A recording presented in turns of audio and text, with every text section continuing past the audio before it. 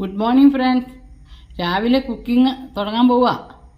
അപ്പോൾ അതിൻ്റെ ആക്സസറീസൊക്കെ റെഡിയായി. ഇന്ന് പരിപ്പും ഒരു കോവയ്ക്ക കിട്ടി. കോവയ്ക്കയും ചെറുപയർ പരിപ്പാണേ, പിന്നെ മുരിങ്ങയിലയും കൂടെ ഉള്ളൊരു കറി. അതിനിതാ നാളികേരവും ഉള്ളിയും വെള്ളക്കാന്താരിയും ജീരകവും കൂടി അരയ്ക്കണം. അതാണ് അതിൻ്റെ കൂട്ട്. എന്നിട്ട് കുറച്ച് വെളിച്ചെണ്ണ ഒഴിക്കണം, കരിവേപ്പില ഇടണം. അത്രയാണ്. ആക്സസറീസൊക്കെ സംഘടിപ്പിച്ചു. പിന്നെ ദോശ എന്ന് പറഞ്ഞാൽ റാഗിയും ചെറുപയറും കൂടി അരച്ച് വെച്ചിരിക്കുകയാണ്. പിന്നെ ഇത് ഇനി ഉണ്ടാക്കിയാൽ മതി. ഇന്നലെ വെള്ളത്തിലിട്ട് റാഗി ചെറുപയർ, ഒരു ഗ്ലാസ് റാഗി, അര ഗ്ലാസ് ചെറുപയർ,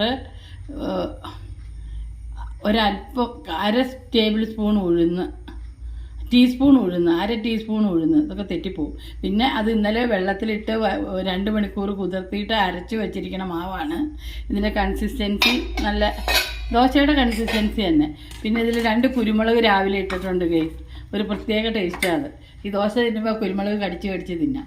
പിന്നെ ഈ ദോശയുടെ കോംബോയായിട്ട് വെളുത്തുള്ളിയല്ല, ചുവന്നുള്ളിയും വെള്ളക്കാന്താരിയും കൂടെ അമ്മിയിൽ വെച്ച് ചതച്ച് ഉപ്പിട്ട് വെളിച്ചെണ്ണ ഒഴിച്ച്, അതാണ് ഇതിൻ്റെ കോംബോ. ഓക്കെ, അതായി. പിന്നെ ഈ മുരിങ്ങയില കൂട്ടാൻ കുറച്ച് കഴിക്കാമല്ലോ.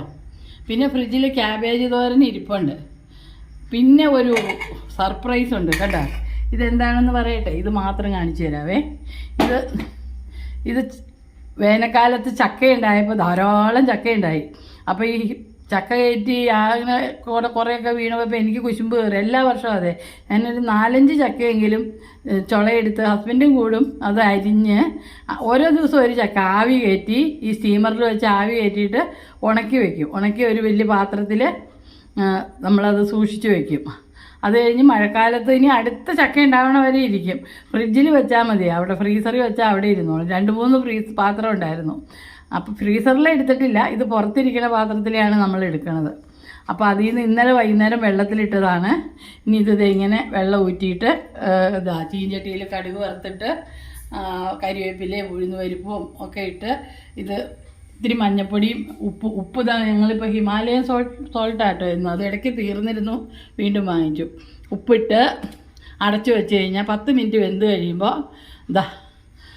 നാളികേരവും ചുവന്നുള്ളിയും നാളികേരവും വെളുത്തുള്ളിയും വെള്ളക്കാന്താരിയും കൂടെ ചതച്ചിട്ട് അതിട്ടിട്ട് 2 ഡ്രോപ്പ് വെളിച്ചെണ്ണ ഒഴിക്കണം. വെളിച്ചെണ്ണയൊക്കെ കുറച്ചാണ്. വെളിച്ചെണ്ണ പാത്രമൊക്കെ ഞങ്ങളുടെ ചെറുതാണ് കണ്ടോ, ഡ്രോപ്പായിട്ടേ വീഴുള്ളൂ.